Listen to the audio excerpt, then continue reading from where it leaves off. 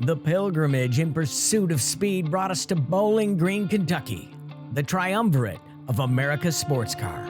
We have a trifecta. So we have, of course, the amazing National Corvette Museum. Across the street from us is our National Corvette Museum Motorsports Park. There's 400 acres of space over there. We currently live on about 200 acres. We have a 3.15-mile racetrack, a very Le Mans-inspired racetrack, a lot of curves and turns and very technical track. And then across the street from us, the other direction is the Bowling Green Assembly Plant, where they've built Corvette, the only place in the world since 1982. At the center of it all is the yellow cone-shaped sky dome of the National Corvette Museum. We are the curator of all things Corvette, from 1953 to 2020 and everything in between.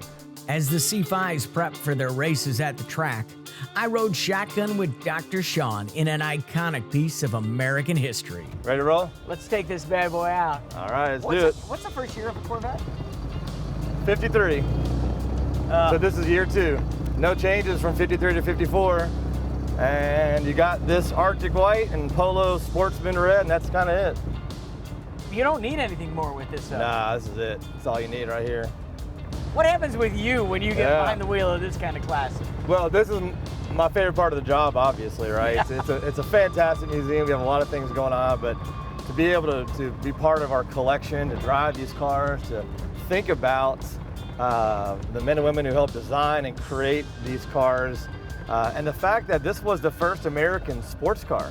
You know, the servicemen and women came back from World War II having exposure to the MG, the 47, 48, 49 MG. They came back to America and said, well, where's our open air roadster? And come on, Chevrolet America said, here it is. So the Corvette was born in 53. And it's been going strong ever since. Yeah, so you know, we're the most continuous American sports car brand. There is 1983, that's the year Exposed didn't make any cars, and we have one in the museum.